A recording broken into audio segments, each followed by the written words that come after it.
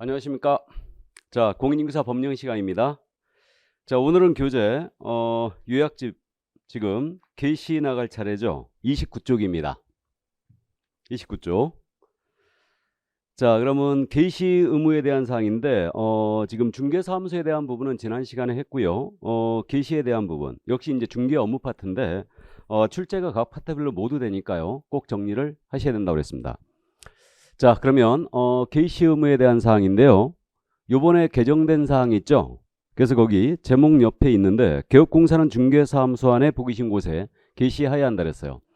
그러면 게시 의무의 주체는 누구란 얘기입니까? 개업공사란 얘기죠.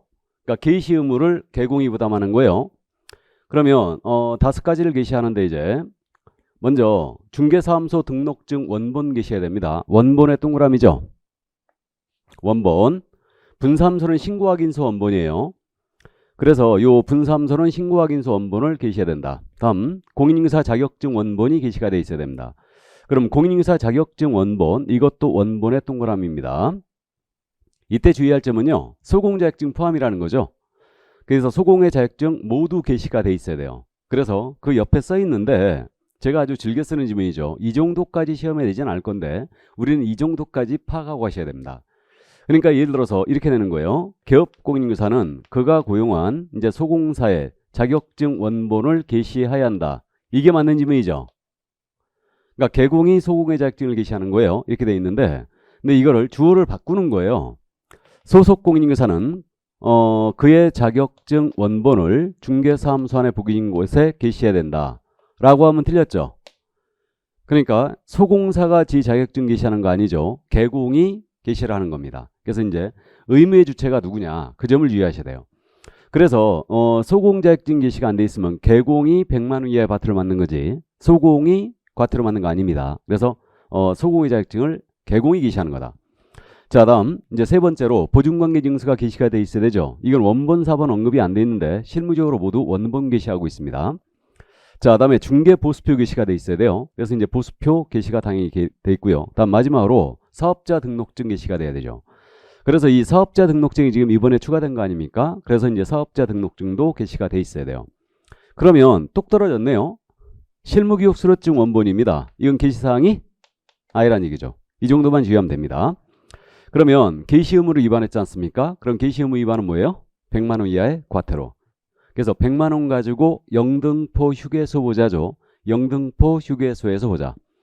자, 그렇게 이제 100만 원 이하 과태료. 그래서 게시 의무 위반 100과입니다. 100만 원 이하의 과태료다. 가볍게 암기를 해 주시고요. 자, 그럼 내려갑니다. 명칭으로 내려가요. 중개사무소 명칭에 대한 부분인데 이 명칭에 대한 부분도 출제를 엄청 잘하는 부분입니다. 원래 광고가 들어오기 전에는 이 명칭을 매번 냈었어요. 그러니까 정확하게 이해를 해 주시는데 개업공사는 사무소의 명칭이에요. 그럼 사무소 명칭이라는 얘기는 이건 상호를 얘기합니다. 그래서 상호를 정할 때는 공사사무소, 부동산 중개란 문자가 들어가 있어야 돼요. 둘 중에 하나가. 그래서 공인중개사 사무소, 부동산 중개가 들어가 있어야 된다. 다만 부칙 규정에 의한 개공이 있죠. 그분을 우리는 중개인이라고 부르고 있죠 지금. 그럼 중개인은 자격증이 없지 않습니까? 그러니까 공인중개사 사무소란 명칭을 쓸 수가 없다. 그래서 중개인은요 부동산 중개란 문자만 쓸 수 있어요. 이렇게 됩니다. 그럼 상호를 정할 때는 둘 중에 한 가지를 넣으라고 그랬어요. 다음 이제 5개 광물을 설치합니다. 여러분 5개 광물은 뭘로 이해하시라고요? 5개 광물은 간판으로 이해한다고 그랬죠. 간판이다. 그렇게 이해하셔야 돼요. 그래서 원래 5개 광물은요 간판도 있고 뭐 현수막도 있고 여러 가지가 있는데 우리가 얘기하는 5개 광고물은 간판이다. 그렇게 기억하셔야 됩니다. 그래야 이게 표시 광고와 구분이 돼요. 그래서 5개 광고물은 간판이고 개공이 5개 광고물을 설치하지 않습니까? 그러면 이때는 개공의 성명, 그러니까 등록증에 표기된 개공의 성명을 표기해야 돼요. 법인은 누구 이름입니까? 대표자의 성명이에요. 분사무소는 책임자의 성명입니다. 이거 생각보다 잘 물어봐요. 그러니까 분사무소 간판은 대표자의 성명을 쓰는 게 아니에요. 책임자의 성명을 쓰는 거다. 이게 이때 이 글자 사이즈도 예전에 정해줬었는데 글자 사이즈는 인식할 수 있는 크기로 써주면 돼요. 그래서 쬐끄맣게 지금 간판 보면 전부 다 이름이 써 있습니다. 이게 그래서 간판이라는 게 벽면 이용 간판이 있죠. 그러면 이제 벽면 이용 간판은 가로용 간판이 있고 세로용 간판이 있죠. 그다음에 이제 돌출 간판이 있고 옥상 간판이 있어요. 주간판 정도의 이름을 쓰면 되는 걸로 보입니다. 그래서 이게 간판 실명제라고 기억하자고 그랬어요. 그래서 5개 광구물 설치 시에는 성명을 써야 된다. 그러니까요. 이렇게 내는 거. 계획공사는 그 사무소의 명칭이에요. 사무소의 명칭에는 반드시 등록증에 표된 계공의 성명을 표기해야 된다. 라고 하면 틀렸죠? 그러니까 사무소 명칭에 성명을 쓸 수도 있어요. 쓸 수도 있는데 사무소 명칭에는 성명을 쓰라는 얘기가 없다는 얘기죠. 그래서 이 내용은 지금 현재 밑에 주의 부분에 써 있어요. 주의 부분. 사무소의 명칭에 반드시 등록증에 표기된 계공의 성명을 표기해야 되는 것은 아니다. 그죠? 그렇게 돼 있고 그 후단에 5개 광구물은 우리 반드시 설치할 의무가 있는 건 아니죠. 그래서 설치를 할 때는 성명을 쓰라는 얘기예요. 이해하셨죠? 그래서 이제 그 점 정확하게 기억을 해 두시고요. 자, 그럼 이제 계획공사가 아닌 자입니다. 계공이 아닌 자는 공사사무소, 부동산 중개, 유사명칭을 쓰면 안 되겠죠. 그러니까 계공이 아닌 자는 유사명칭을 쓰면 안 된다. 그럼 계획공사가 아닌 자가 공인사무소, 부동산 중개란 문자를 썼잖아요. 유사명칭을 쓰면 이걸 저는 명칭사칭이라고 부르고 있어요. 그러면 명칭사칭자는 처벌이 어떻게 되느냐? 기억해야 되겠죠? 아닌 자가 떴거든요. 아닌 자는 1-1이다. 그죠? 그래서 공인중개사가 아닌 자, 공인중개사 유사명칭을 썼다. 자격사칭이었죠. 계공이 아닌 자가 유사명칭을 썼다. 그러면 이건 명칭사칭으로 갑니다. 그래서 명칭사칭자는 1-1이에요. 그럼 계공이 아닌 자가 사칭하면 1-1. 계공이 중개사무소의 명칭에 공사사무소, 부동산 중개를 안 썼거나 중개인이 공사사무소 명칭을 썼거나 다음에 5개 광구물 성명 표기해 줘야 되는데 5개 광구물 설치하면서 성명을 표기하지 않았거나 허위 표기했다. 그럼 이때는 계공이 명칭을 위반했잖아요. 이때는 100과. 근데 계공이 아닌 자가 명칭을 위반하면 1-1 이렇게 기억합니다. 자, 그래서 이제 계공이 아닌 자 사칭 금지돼 있고요. 그 다음에 이제 그럼 위법 사무소의 간판이 발견됐습니다. 그러면 철거 명령 내릴 수 있죠. 누가? 등록관청이에요. 등록관청이 위반 사무소의 간판에 대한 철거를 명할 수 있고요. 그럼 등록관청이 철거 명령 나갔지 않습니까? 철거해 줘야 되는데 안 했잖아요. 그럼 행정대집행법이죠. 행정대집행법에 의한 대집행 들어갈 수 있어요. 이걸 민사집행법으로 바꿔낼 수 있어요. 민사집행법 여러분들이 공부한 적 있다고 그랬죠? 민사집행법 내용이 바로 경매예요. 그러니까 행정대집행법에 의한 대집행이지 민사집행법에 따른 대집행이 아니에요. 그런 거 없습니다. 민사집행법에. 자, 그래서 이제 그 정도 이래해 주시고 법 이름을 바꾸는 지문은 정말 치사한 지문이죠. 이거는. 자, 그래서 명칭에 대한 부분 별로 없지 않습니까? 그러니까 정확하게 이제 이해를 꼭 해두시기 바랍니다. 자, 그러면 이제 한 장을 넘기시면요. 맨 위에 판례가 있어요. 30페이지 판례가 있는데 요거는 그냥 이해만 해두세요. 그 김포에 사시는 50대 중년 여성이 발품 부동산이라든가 부동산 카페 요걸 간판에 썼거든요. 이게 이제 사칭이냐 아니냐 처벌이 됐습니다. 그래서 발품 부동산 카페 사건 이거는 이제 사칭으로 처벌한 사건이에요. 그래서 벌금 100만 원 받았죠. 그때. 그래서 부동산 카페 다음에 발품 부동산 이거는 사칭으로 처벌한 사례다. 이 정도만 주의하시면 됩니다. 자, 그럼 이제 30페이지 중개대상물의 표시광고로 넘어갑니다. 표시광고. 그러면 중개사물에 대한 표시광고로 들어왔는데 이 표시광고할 때 명시할 사항 정해져 있습니다. 그래서 이 광고를 가지고 시세를 자꾸 건드리더라 이거예요. 그래가지고 표시광고에 대한 규제가 지금 들어온 겁니다. 그럼 이 표시라는 말은 그거라고 그랬죠. 표시란 말은 우리가 상품을 사게 되면 상품 포장지에 이 상품의 구성성분, 주의할 점 이런 거 써 있어요. 이게 바로 표시다. 그럼 광고는 매체를 통하여 하는 홍보활동이 광고다. 그러니까 매체를 통한다는 얘기는 신문을 통하든 잡지를 통하든 인터넷으로 하든 방송으로 하든 이게 이제 광고죠. 그럼 우리와 실질적으로 관계 있는 것은 광고로 일단 보이는데 우리는 중개사물에 대한 표시 광고할 때 명시할 사항이 정해져 있어요. 그래서 이제 공통 그렇게 돼 있는데 이거는 중개사무소에 관한 사항입니다. 공통으로 반드시 신문으로 나가든 인터넷으로 나가든 사무소에 관한 사항이에요. 이걸 명시하게 돼 있어요. 그래서 사무소에 관한 사항으로 뭘 명시해야 되느냐? 이거는 이제 광고 실명제이기 때문에 계공의 성명이 꼭 들어가야 됩니다. 그래서 계공의 성명 들어가야 되고 법인은 누구 성명이에요? 당연히 대표자의 성명이겠죠. 이렇게 되고요. 중개사무소에 상호 나가야 되죠. 이게 명칭이에요. 중개사무소에 명칭 나가야 되고 중개사무소가 어디 있는지 나가야 되죠. 소재지. 그다음에 광고 나가는데 연락처 명기 안 해버리면 광고 괜히 한 거죠. 그러니까 연락처 명시가 돼 있고 돼야 되고 개설 등록번호 나가야 됩니다. 그래서 개설 등록번호예요. 그러면 주의할 점은 사업자 등록번호 아니라는 얘기죠. 주의하세요. 사업자 등록번호가 아니다. 개설 등록번호다. 이거. 그래서 개설 등록번호를 명시를 하게 돼 있습니다. 그래서 이거를 두음자를 성명, 소연 등으로 돼 있죠. 암기표에. 그래서 이름이 소연이다. 그러니까 성명, 소연 등으로 암기합니다. 성명, 소연 등. 성명이 소연이다. 이렇게 이제 기억합니다. 그래서 요걸 명시하게 돼 있어요. 이때 광고 나갈 때 중개보조 명시하면 안 되죠. 중개보조는 명시하면 안 됩니다. 이 중개보조원들이 자꾸 광고를 함으로써 시세를 자꾸 건드리더라 이거예요. 그래서 이제 중개보조원은 절대 명시하지 못하라고 해놨습니다. 이게. 그러면 개공이 이렇게 광고 나가면서 만약에 명시할 사항을 명시하지 않았지 않습니까? 그럼 이때는 100만 원 이하 과태료예요. 그래서 백과다. 이거는. 자, 그래서 100만 원 이하의 과태료. 자, 그래서 100만 원 이하 과태료라는 거 일단 이해를 해 두시고요. 자, 그러면 넘어갑니다. 이제 광고할 때 공통적으로 명시할 사항이 바로 이거였고요.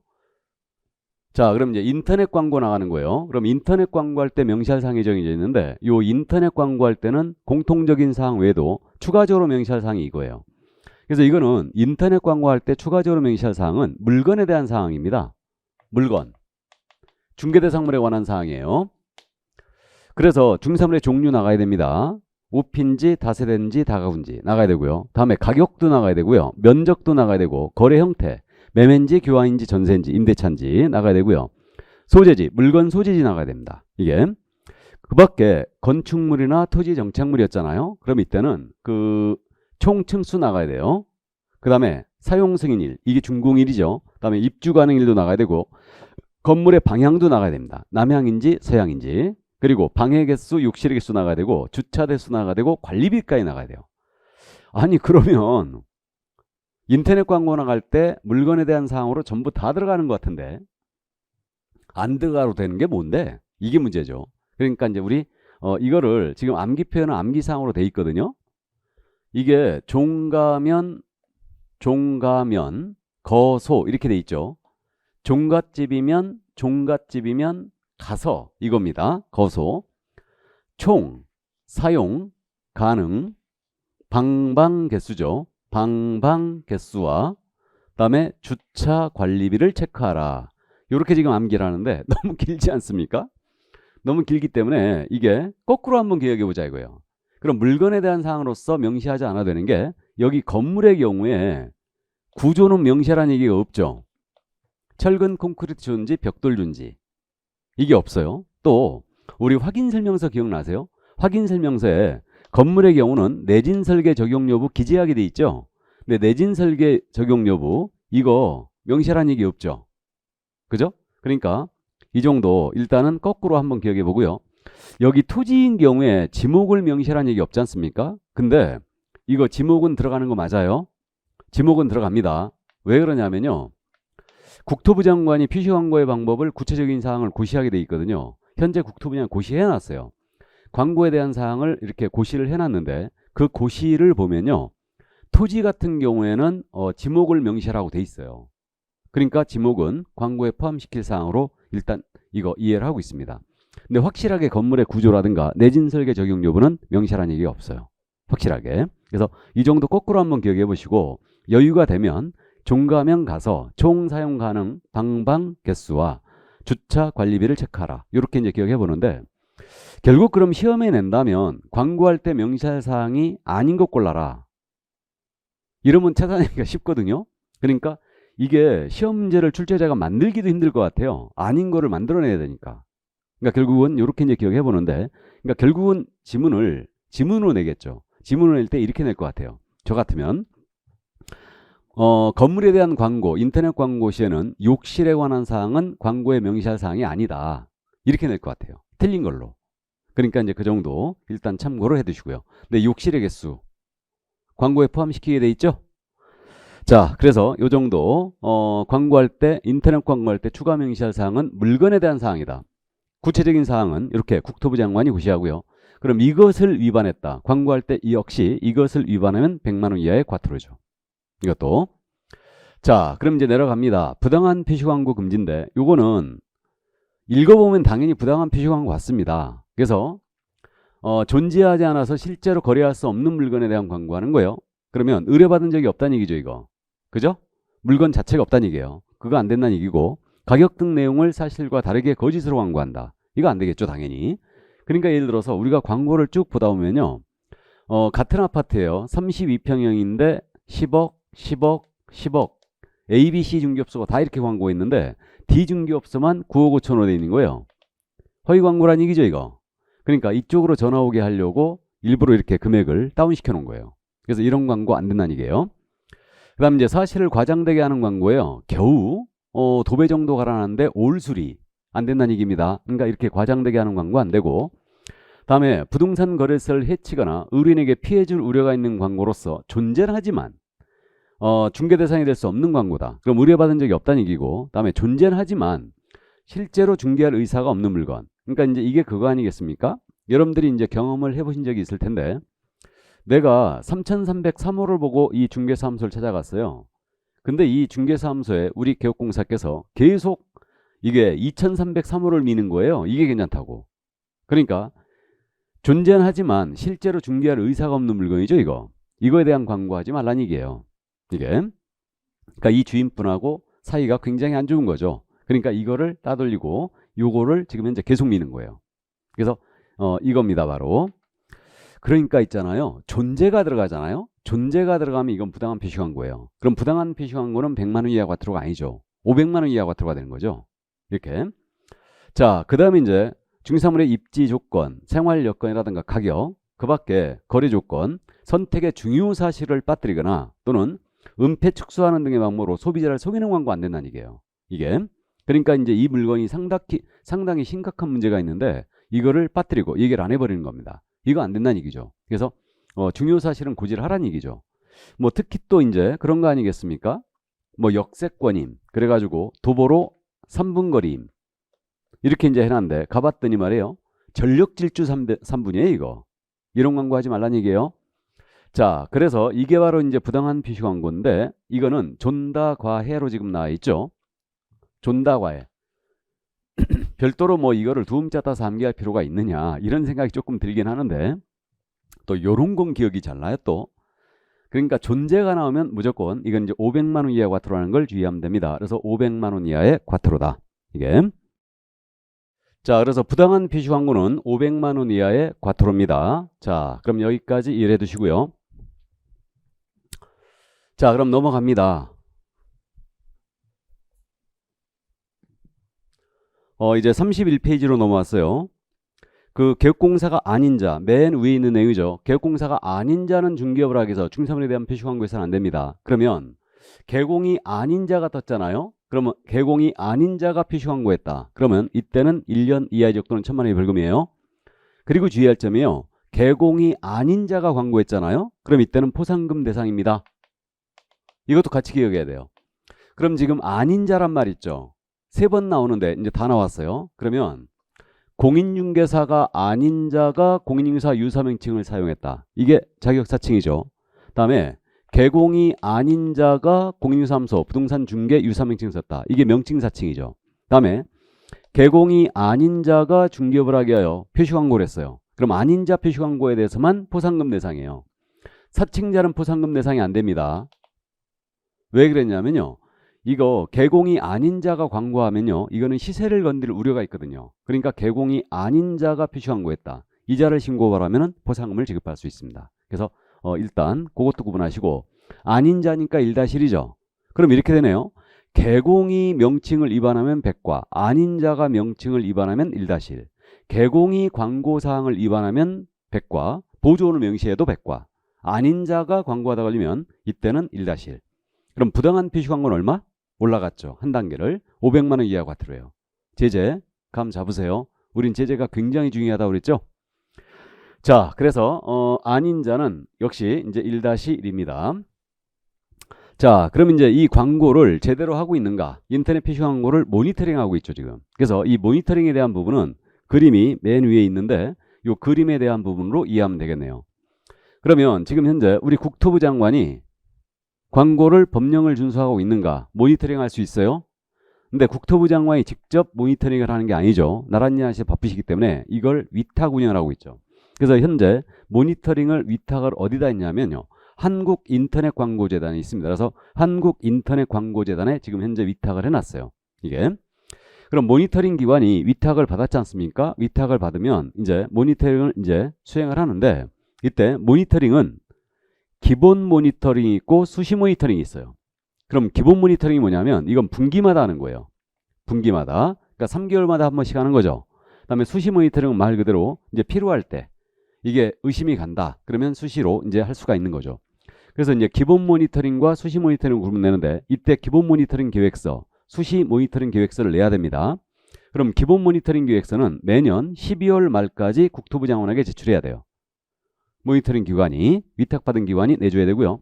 수시 모니터링은 미리 내면 됩니다. 이렇게. 그래서 사전에 국토부 장관에게 이게 제출하면 돼요.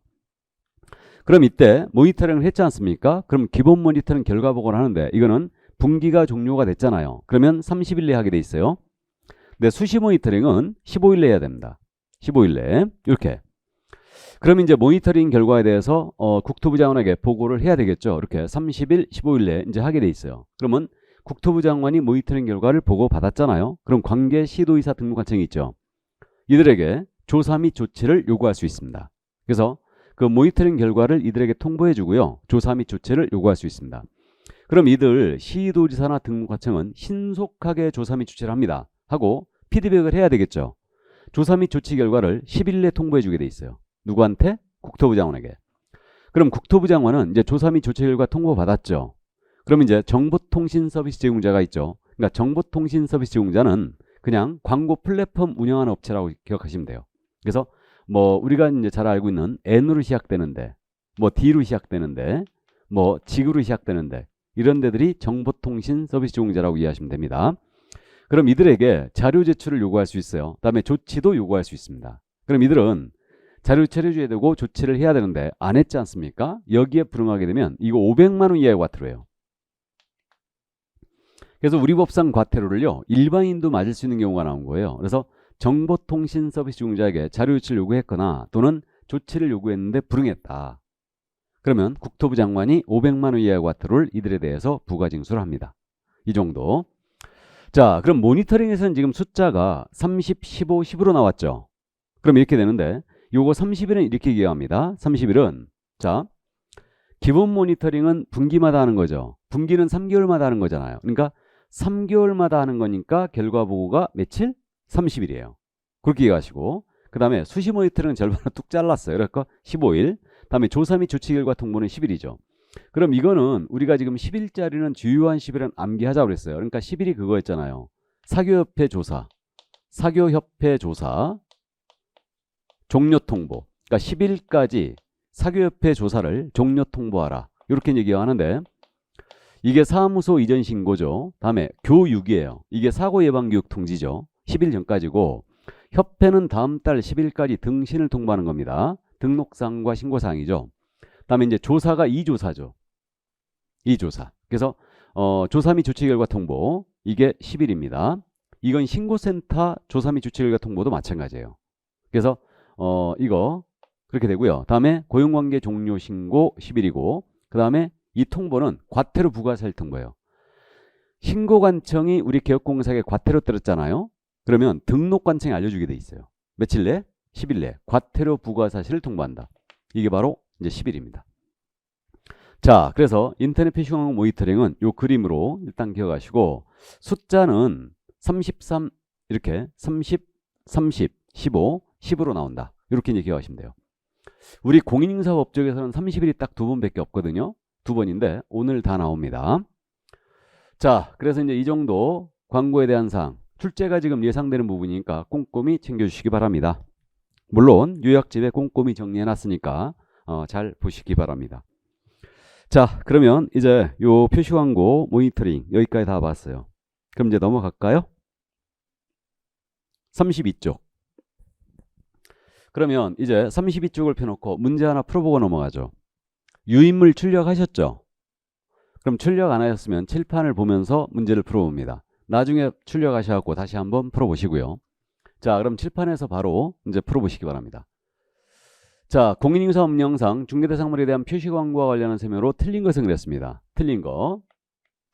1번 개업공사는 중개사물에 대한 표시 광고 시 자기의 성명과 중개보조원의 성명을 명시하여 광고할 수 있다. OX? X죠. 중개보조원을 명시하면 안 되죠. 중개보조원을 명시해버리면 이때는 100만 원 이하의 과태료입니다. 이렇게 되고요. 다음 2번. 그럼 정답 1번 나왔어요. 1번이 정답이 됐고요. 2번. 중개대상물에 대한 광고에는 중개사무소의 명칭, 소재지가 명시되어야 한다. 맞겠죠? 당연히. 그래서 중개사무소를 광고할 때는 사무소의 명칭, 소재지 꼭 들어가 있어야 되고요. 3번입니다. 개업공사는 중개의뢰인에게 피해줄 우려가 있는 표시 광고를 해서 놔야 된다. 당연한 얘기죠. 이게 부당한 표시 광고죠. 그럼 부당한 표시 광고하면 이때는 500만 원 이하의 과태료예요. 그죠? 자, 다음 4번입니다. 국토교통부 장관은 인터넷을 이용한 중개사물에 대한 표시 광고가 공인인사법의 규정을 준수한 여부를 모니터링할 수 있다. 체크 포인트는 국토부 장관이 모니터링할 수 있다죠. 그럼 맞고요. 5번입니다. 국토교통부 장관은 중개사물에 대한 표시 광고의 모니터링을 위하여 필요한 때는 정보통신 서비스 이용자에게 관련 자료 제출을 요구할 수 있다. 맞죠? 체크 포인트는 국토부 장관이 제출을 요구할 수 있다죠. 이게 체크 포인트죠. 불응 시에는 과태료가 어떻게 된다고요? 500만 원 이하의 과태료예요. 자, 여기까지. 이게 있잖아요. 광고 있지 않습니까? 광고에 대한 제재 가지고도 한 문제 연습할 수 있어요. 그러니까 나중에 이제 여러분들이 어느 정도 탄력을 받아가면 이런 부분을 제가 연습을 여러분들 시킬 건데, 개공이 광고를 위반했잖아요. 개공이 광고 위반하면 100과죠. 개공이 아닌 자가 광고하다 걸렸잖아요. 그럼 이때는 1-1이죠. 부당한 표시 광고 했잖아요. 부당한 표시 광고하면 역시 500만 원 이하의 과태료죠. 그죠? 감 잡혔어요? 그 다음에 이제 정보통신 서비스 이용자에게 자료를 제출 요구했는데 만약에 불응했다. 이때도 500만 원 이하의 과태료죠. 이는 국토부 장관이 부가징수하는 거예요. 부당한 표시 광고한 자의 500만 원 과태료는 등록관청이 부가징수하죠. 그 다음에 우리 금지행위 아직 공부 안 했는데 금지행위에서도 광고가 나와요. 그래서 금지행위에서 시세보다 현저하게 높게 표시 광고하도록 강요했잖아요. 그럼 이때는 3-3이에요. 이거. 또 개업공사의 정당한 표시 광고 행위를 방해했지 않습니까? 방해를 하게 되면 이때도 3-3이에요. 그러니까 보세요. 광고만 가지고도 제재가 한 문제로 다 5개 지문이 가능하죠. 그래서 이제 이런 것들도 이제 나중에 정리가 될 겁니다. 이게 지금은 개별적으로 기억하세요. 개별적으로. 여러분들이 쓰시기 전에 얼른 지우겠습니다. 나중에 다 기억을 할 거예요. 그러니까 걱정 마시고.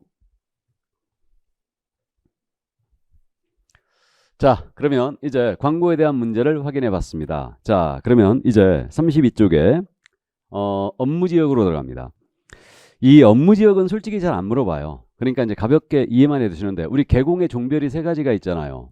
공인인사인 개공, 법인인 개공, 중개인이 계시는데 이들의 업무지역을 따져보는 거예요. 그럼 현재 공인인사인 개업공사나 법인인 개업공사예요. 분사무소 포함이죠. 특수법인도 포함이에요. 그러면 이들은 업무지역 제한 규정이 우리 법에 아예 없어요.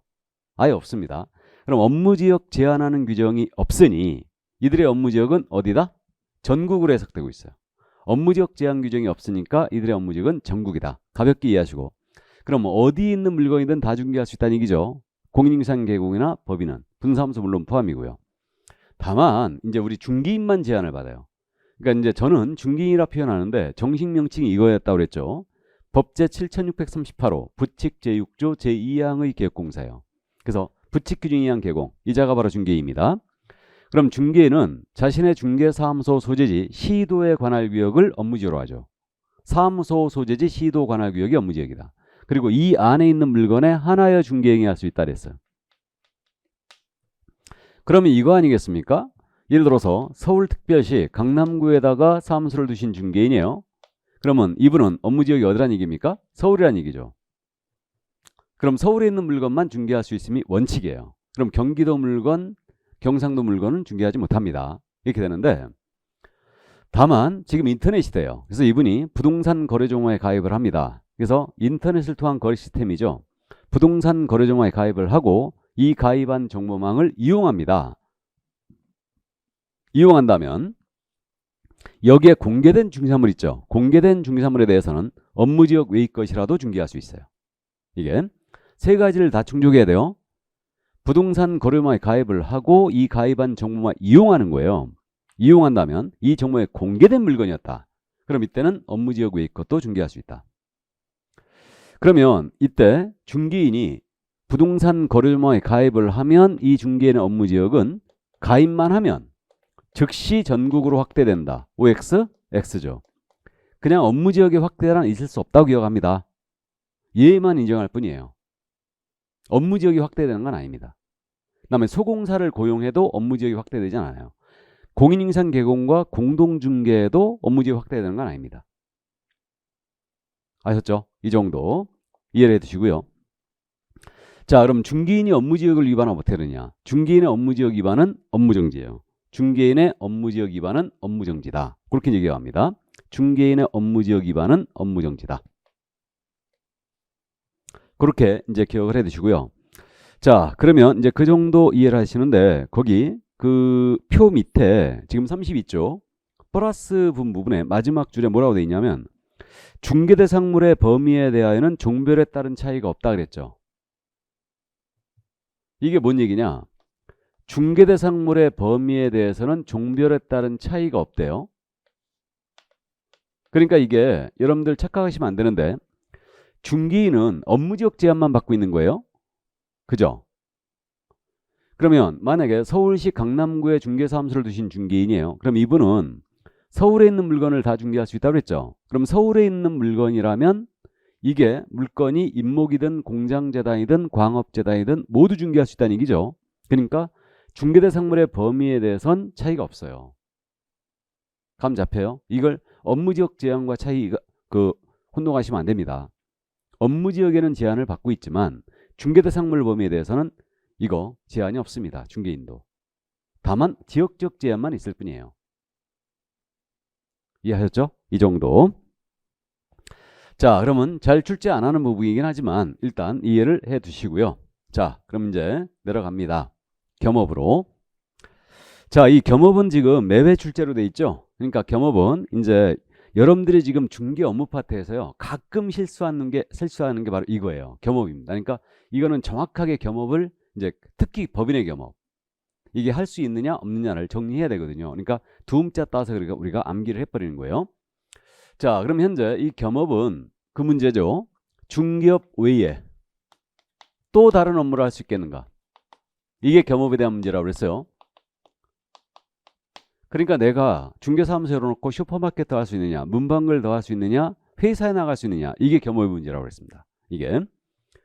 그러면 지금 현재 우리가 이중소속을 공부한 적이 있는데 이중소속과 겸업은 전혀 별개의 문제예요. 이중소속은 전면금지돼 있죠 지금. 중개사무소 양다리 걸치는 게 이중소속이라고 했습니다. 그러면 이중소속은 전면금지가 돼 있고요. 겸업은 달라요. 그래서 현재 이 겸업은 공인인증 개공이 있고 법인이 있고 그다음에 중개인이 계시죠. 이 종별에 따른 겸업 제한이 그러면 공인인증 개공과 중개인을 우리는 개인인 개공 이렇게 부르죠. 다음에 이자를 시험에서는 법인이 아닌 개업공사라는 표현을 더 많이 쓴다고 했어요. 그래서 법인이 아닌 개공이죠. 그럼 이들에 대해서는요. 공인인증 개공이나 중개에 대해서는 겸업 제한 규정이 우리 법에 원칙적으로 존재하지 않습니다. 이게. 그러니까 겸업 제한 규정이 없으니까 겸업 제한이 없다라는 얘기예요. 이게 원칙이에요. 원칙입니다. 다만 우리 중개인 있죠. 중개인은 자격증이 없기 때문에 부칙 규정에서 중개인은 경공매 업무를 못한다고 딱 못을 박았어요. 그러니까 중개인은 경매부동산, 공매부동산에 대한 권리분석 및 취득계약선, 입찰 신청, 매수신청 대리할 수 없다라고 못을 박았습니다. 이게. 그래서 중개인의 경우는 경공매를 못하죠. 이렇게. 자, 그래서 이제 개인은 원칙적으로 겸업 제한이 없다는 걸 이해해 두시고요. 다음에 법인은 제한을 받아요. 그래서 이제 우리가 지난주에 잠깐 등록 파트를 공부하면서 언급이 됐는데 법인은 토탈 몇 가지 업무 할 수 있다고 했어요. 토탈 7가지죠. 그러니까 우리 중개법인은 중개업 외에 6가지 업무가 더 허용이 돼 있어요.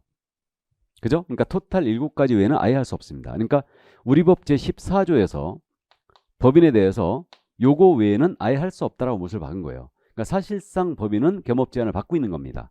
이렇게. 그러면 법인이 겸업 제한을 현재 받고 있는데 그래서 여러분들이 오해하시면 안 된다는 얘기예요. 법인이기 때문에 할 수 있는 업무가 더 많을 거다라고 오해하면 절대 안 된다고 그랬죠. 실무를 보면 왜 우리 법이 이런 태도를 취하고 있는지 금방 짐작이 됩니다.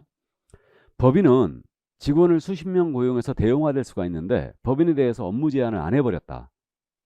그러면 이거 중개업은 부수저라고 이상한 업무 할 수 있잖아요. 그러니까 전문 직업인으로서 품위가 손상될 우려가 있죠.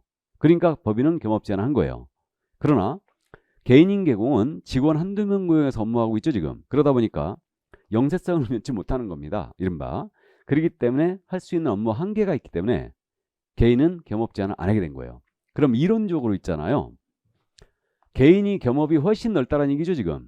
이 얘기예요. 그러니까 이제 우리가 시험에서 주의할 점은 그겁니다. 시험에서는 공인인증서 개공이나 중개인은 요런 업무를 할 수 있다라고 냈지 않습니까? 그러면 이 지문은 일단 맞는 걸로 가야 돼요. 이걸 명심해야 됩니다. 그래서 공인인증서 개공이나 중개인은 겸업 제한 원칙을 안 받기 때문에 요런 업무를 할 수 있다라 이렇게 이제 이해하셔야 돼요. 이 지문은 일단 맞는 걸로 가야 돼요. 다만 이제 요거 개인은 겸업 제한이 없지만 참고사항입니다. 지금부터는 참고라고 그랬는데 법에서 명문으로 금지하고 있는 건 못할 거예요. 그죠? 그럼 법에서 명문으로 금지하고 있는 게 대표적으로 우리 중개인은 지금 경공매 안 난다고 말씀드렸어요. 우리 법 부칙 규정에서 중개인은 경공매 못한다고 못을 박아놨습니다. 이렇게 돼 있고요. 그 다음에 이제 공무원인 신분을 가진 분은 공무원법에 의해서 금지하고 있죠. 이거 영리행위종사가 금지돼 있어요. 그러니까 공무원인 신분을 가진 분은 중개사무소 못 열어놔요. 이거 그래서 이거 안 되고요. 또 그저 우리 금지행위라는 거 있잖아요. 금지행위의 첫 번째가 뭐냐면 중개대상물의 매매업이에요. 이런 것들은 금지행위로서 우리가 토지 건물 이런 거에 대해 사고 팔고 업으로 못합니다. 그러니까 이건 우리 법이 명문으로 금지하고 있는 거예요. 그래서 이제 이 정도 참고해 두시고요. 이제 해석상 이게 등록증 양도나 대여에 해당될 정도의 겸업은 안 돼요. 그게 대표적으로 뭐라고 그러냐면 내가 중개사무소를 놓고 회사의 주관에 상근직으로 나와버리면 안 된다고 그랬죠. 그죠? 이거는 대여로 걸려요. 그러니까 사무소를 열어놓고 개공이 회사의 주관에 상근직으로 나가버린다. 그럼 결국 의뢰인이 왔을 때 소공이나 보조원이 업무를 계속 수행할 수밖에 없다는 얘기인데 그럼 이건 대여로 걸린다는 얘기죠. 그죠? 그러니까 회사의 주관에 상근직으로 매일 나가는 건 안 돼요. 다만 이제 야간에 나간다든가 오전에만 나간다든가 일주일 중에 뭐 이틀만 나간다든가 이런 경우는 된다고 그랬죠. 그러니까 내가 업무를 직접 수행할 수 있느냐 이거에 따라 이제 판가름 나는 거예요. 그러면 회사에 나가는 게 아니고 내가 개인 사업을 한다, 문방구를 한다. 개인은 상관없다는 얘기죠. 대신 사업장이 근처에 있는 게 이제 좋을 겁니다. 그래서 이 정도 이제 참고해 두시고요. 그래서 이제 시험에서는 명심할 게 그거예요. 개인은 요런 업무를 할 수 있다라고 냈잖아요. 그럼 이 지문을 일단 맞는 걸로 하시라고 했어요. 다만 이제 법인은 제한을 받는 겁니다. 이게. 자, 그럼 이제 이 정도인데 화면이 넘어가기 전에 참고사항인데요. 이 겸업 제한 있잖아요. 겸업 제한은 개업공인사에 대한 겸업 제한이에요. 그러니까 소공이나 보조원에 대해서는 겸업 제한이 없습니다. 그러니까 소공이나 보조원은요. 회사의 주관에 상근직으로 나가도 돼요. 회사에 못 나가는 이유가 대여에 걸리기 때문에 그런 거죠. 근데 직원인자는 나가도 됩니다.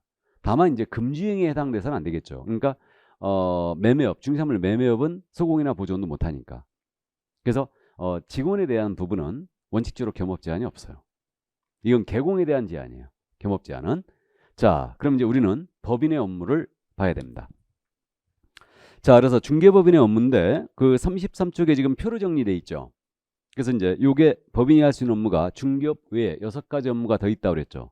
그래서 이 6가지 업무라는 게 자, 먼저 법인은 상가 및 주택에 대한 임대차 관리 등 부동산 관리 대행할 수 있어요. 그러면 이게 관리 대행을 할 수가 있는데 오피스텔 관리 대행, 원룸 관리 대행 실무적으로 많이 하고 있고요. 그러면 주택이나 상업용 건축물이라고 그랬죠. 이것에 대한 임대차 관리 등 부동산의 관리 대행을 할 수 있어요. 그럼 이게 주택이나 상가라고 했잖아요. 그러니까 농업용 창고시설입니다. 이거 못한다는 얘기죠.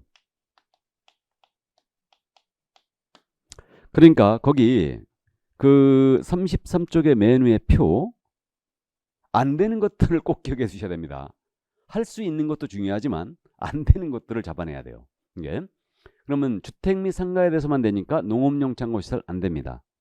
다음 두 번째, 부동산에 대한 이용, 개발, 거래에 관한 상담할 수 있죠. 이게 다름 아닌 부동산 컨설팅이죠. 그럼 부동산에 대한 컨설팅이니까 증권 투자 컨설팅 하는 겁니다. 이거 안 된다는 얘기죠. 또 개발업을 하는 겁니다. 안 돼요. 그죠? 뭐 부동산 펀드를 조성한다. 이런 거 다 안 됩니다. 이게. 자, 그래서 부동산에 대한 컨설팅이다. 다음 세 번째, 개업 공인인사를 대상으로 하죠. 개공을 대상으로 한 중개업의 경영기법 및 경영재무 제공. 이게 중개업 경영 컨설팅이에요. 이걸 제가 전문용어로 프랜차이즈라고 부른다고 그랬죠. 이게 그래서 프랜차이즈를 할 수가 있습니다.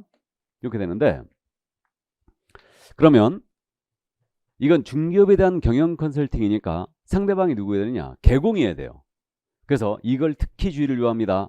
개공 대상이어야 된다. 그럼 공인중개사란 말과 개공이란 말을 우리는 완전히 구분하여 쓰고 있죠.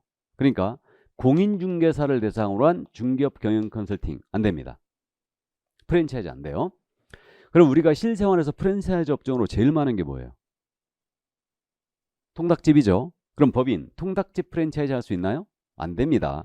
그죠? 개공을 대상으로 한 중개업 프랜차이즈예요. 그래서 뭐 부동산 1리스라든가 부동산 서브 이런 것들이 있죠. 이게.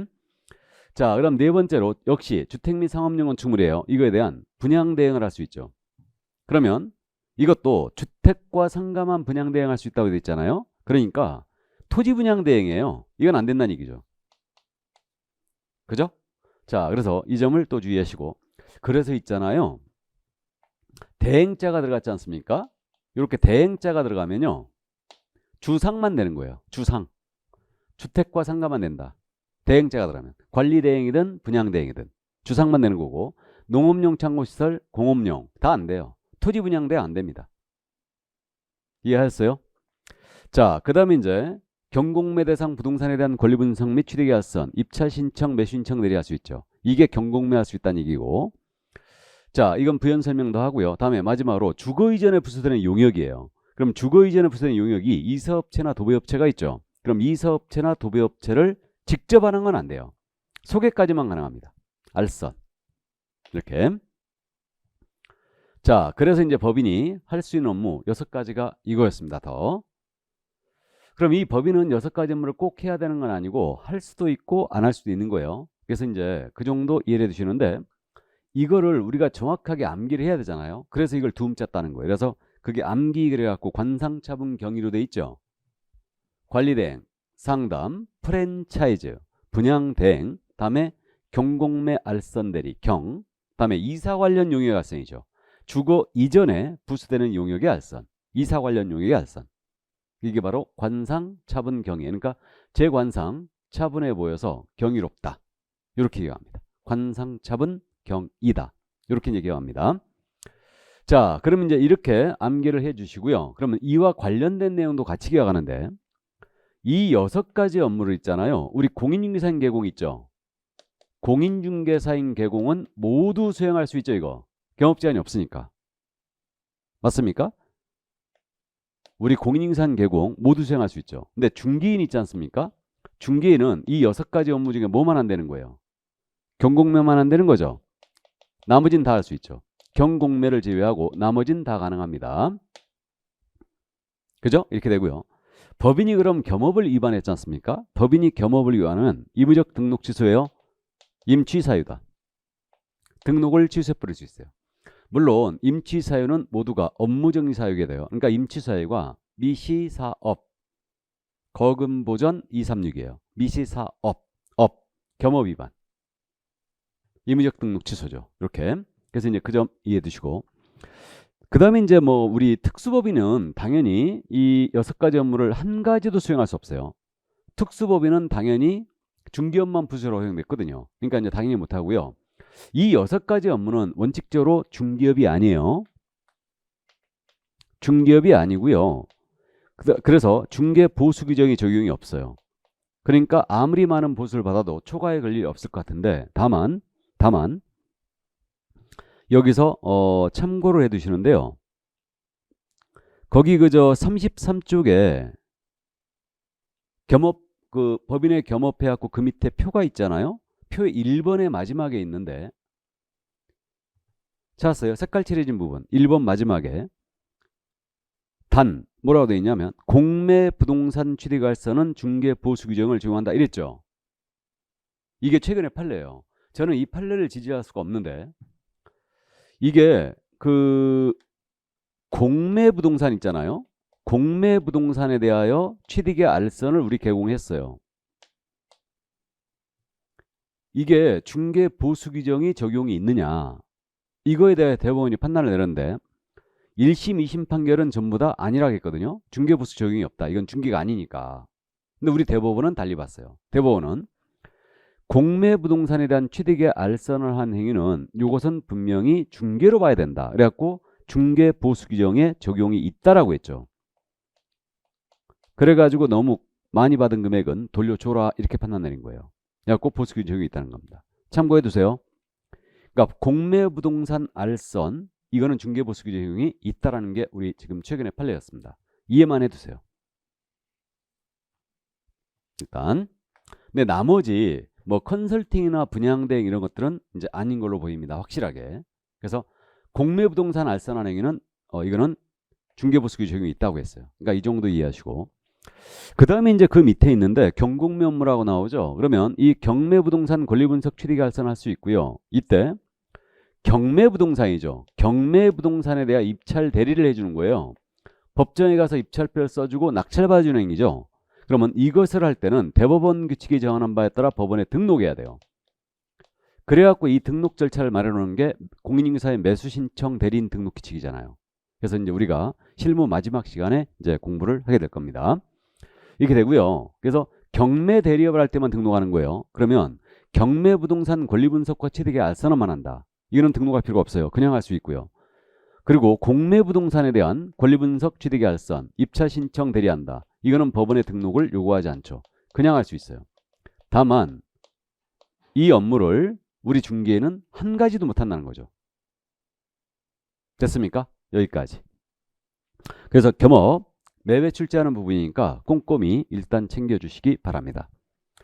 자, 그럼 여기까지 법인의 겸업에 대한 내용까지 다 봤습니다. 그러면 문제를 한번 확인해 볼까요? 유인물. 역시 이제 출력이 안 되신 분은 여기 칠판을 보시면 된다고 그랬습니다. 공인인증사업령상 중개법인이 할 수 있는 업무 중 옳은 것 그랬어요. 법인이 할 수 있는 업무 중 옳은 것. 농업용 창고시설 대업을 하고 있다. 안 되죠. 관리대행이든 분양대행이든 주상만 낸다. 주택과 상가. 다음 2번 부동산 개발업을 하고 있다. 안 되는 거죠. 다음에 3번 공인인증사 시험 준비생들에게 중개업 채용을 위한 경영 비법을 이용하고 있다. 그러니까 이거 중개업 경영 컨설팅이에요. 경영 정보 제공. 중개업 경영이 꼭 나와야 됩니다. 그러면 이거는 누구 대상이 된다? 개공 대상이 된다. 공인인증사 대상으로 안 됩니다. 그래 틀렸고 4번님은 도배 이사업체를 운영하면서 X 나가야 돼요. 운영은 못해요. 이거 소개까지만 내는 거죠. 그 다음 마지막으로 미분양 아파트의 분양을 대행하고 있다. 그러면 주상에 대한 분양 대행되는 거죠. 그럼 미분양 아파트 분양 대행 가능하겠죠? 예, 그래서 5번 정답이었습니다. 이 정도는 풀어낼 수 있나요? 그러니까 이제 안 되는 것들을 여러분들이 꼼꼼히 챙겨주시기 바랍니다. 됐죠? 여기까지. 자, 그럼 여기까지 하고요. 커피 한 잔 먹고 할까요? 예, 잠시 쉬었다 하도록 하겠습니다.